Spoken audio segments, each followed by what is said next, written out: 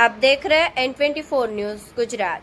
सूरत शहर में social media पर शिपिंग एजेंट के रूप में फर्जी पहचान बनाकर शिकायतकर्ता को चीन से कपड़े का माल आयात करवाने के नाम पर ₹29,43,400 की धोखाधड़ी करने के मामले में संलिप्त आरोपी को अहमदाबाद से गिरफ्तार करती साइबर क्राइम सेल सूरत शहर।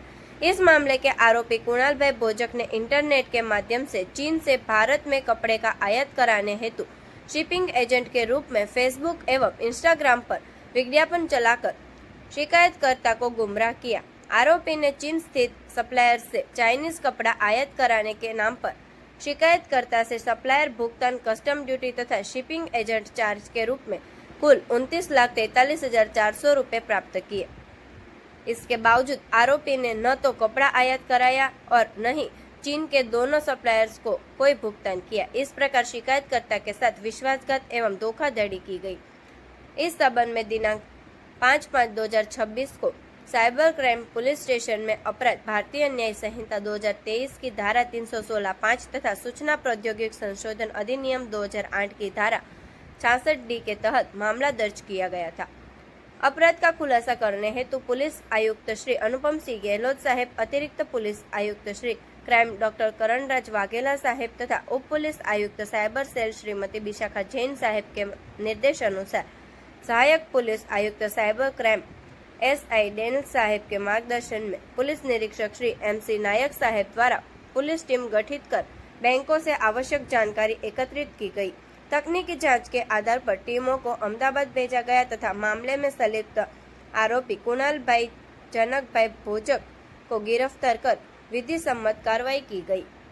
સોશિયલ મીડિયા ઉપર પોતાની ઓળખ શિપિંગ એજન્ટ તરીકે આપીને અને રાધા ઇમ્પેક્સ અને SKF એન્ટરપ્રાઇઝીસ નામની એક જાહેરાત ઇન્સ્ટાગ્રામ અથવા ફેસબુક ઉપર આપીને છેતરપિંડી કરનાર જે ભોજક છે કૃણાલ ભોજક એમની ધરપકડ સુરત સાયબર સેલ દ્વારા કરવામાં આવ્યું છે। એમાં જે ફરિયાદી છે એમની પાસેથી કુલ 29,40,000 રૂપિયા પડાવી પાડવામાં આવ્યું છે અને એમને એમ કહેવામાં આવ્યું હતું કે તમારા માટે તમને અગર ચાઇનાથી ટેક્સટાઇલની અગર જરૂરિયાત હોય તો એ કાપડ ઇમ્પોર્ટ કરવાનો મારો ધંધો છે અને હું કન્ટેનર મંગાવીશ અને એમ કહીને એમની પાસેથી પૈસા લેવામાં આવ્યું હતું RTGS દ્વારા। અને પછી 45 દિવસ પૂરું થઈ ગયું અને જ્યારે ફરિયાદીએ પાછળથી એમને પૂછપરછ શરૂ કર્યું કે ક્યાં મતલબ માલ આવી ગયો કે કેમ મારું પૈસા તું રિફંડ કરી નાખ, તો પછી એક બે મહિના સુધી તો એને ફોન ઉપાડ્યો, પછી ફોન ઉપાડવા પણ બંધ કરી નાખ્યું અને આ મામલામાં પછી પાછળથી સામે આવ્યું કે આ ફરિયાદી સિવાય કુલ ગુજરાતમાં 5 अन्य અને તેલંગાણામાં 1 એમ કરીને 6 હજી બીજા વિક્ટિમ્સ છે અને ટોટલ જે ફ્રોડનો આંકડો છે કુલ 90 લાખ જેટલું થાય છે હાલ સુધીમાં।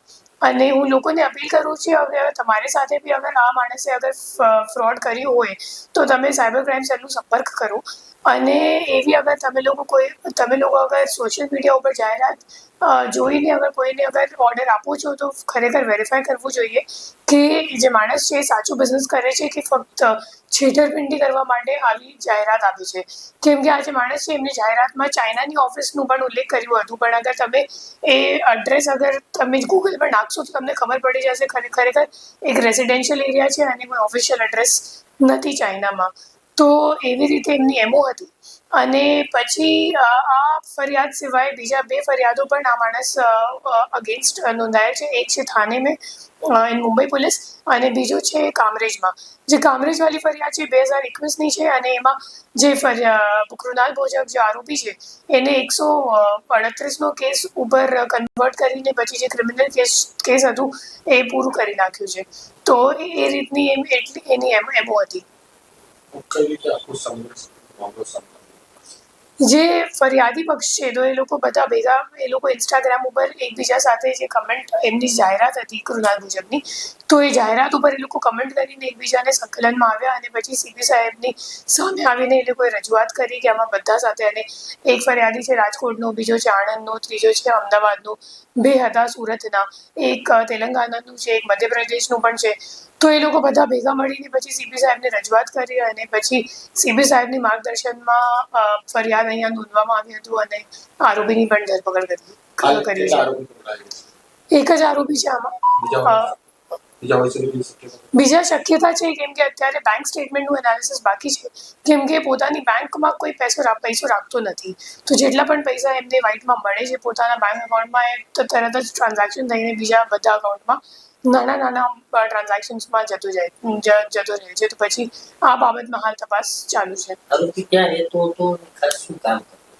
આરોપી અલગ અલગ ઓફિસ ચલાવતો હતો અને અલગ અલગ જગ્યાએ ઓફિસ ઓપન કરીને પછી લોકોને મીટિંગમાં બોલાવતો હતો અને એમ કહેતો હતો કે હું ચાઇનાથી કન્ટેનર મંગાવું છું અને એટલા માટે પૈસાઓ મતલબ પડાવી લેતો હતો. અને જે આરોપી છે ખરેખર 10મી પાસ છે, એક પંડિત જેવું છે અને મૂળ ભાવનગરનું છે. देखते रहिए N24 न्यूज़ गुजरात, सिर्फ हम तक ही नहीं सब तक.